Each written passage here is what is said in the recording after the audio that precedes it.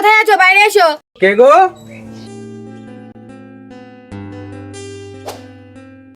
ও তুমি? সকাল থেকে তুমি কোথায় গিয়েছিলে? আর এই ছেলেটা তোমার সঙ্গে কে? এ আমার বিয়ের আগে বয়ফ্রেন্ড ছিল, আর আমি সিদ্ধান্ত নিয়েছি আমি একে বিয়ে করব। তুমি যত তাড়াতাড়ি পারো আমাকে ডিভোর্স দাও। তোমার এই ভাঙা ঘরে থাকতে আমার আর ভালো লাগে না।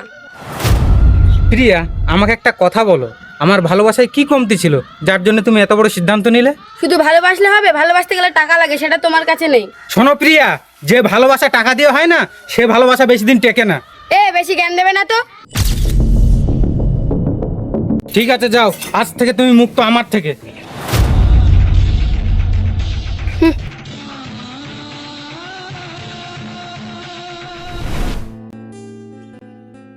কই গো, এক গ্লাস জল দাও তো।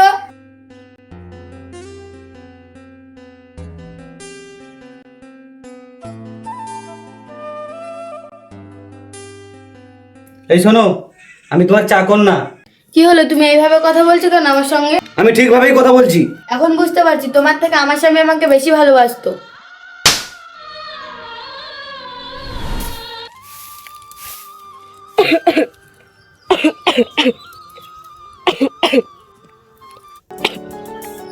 এই নাও, জলটা খেয়ে নাও।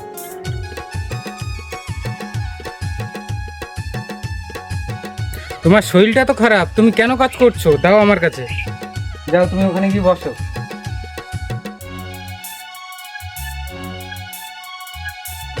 তোমার জন্য ওই ভাঙা ঘরই ঠিক ছিল, আর এখানে থাকতে গেলে সব কিছু সহ্য করতে হবে, নয়তো এখান থেকে বেরিয়ে যাও।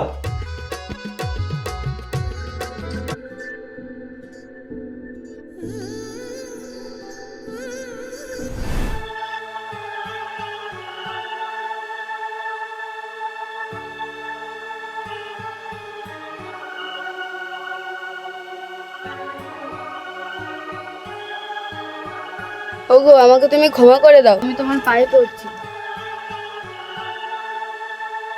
ক্ষমা করে দেবো তোমাকে? তুমি ক্ষমার যোগ্য না। ওগো, আমি জানি আমি যে ভুল করেছি সে ভুলের কোনো ক্ষমা নেই, আর তুমি যদি আমায় ক্ষমা না করো আমার মরা ছাড়া আর কোনো উপায় নেই। ঠিক আছে, আমি তোমায় ক্ষমা করলাম, কিন্তু এরকম ভুল তুমি আর করো না, নয়তো সমাজ আমাকে আর ক্ষমা করবে না।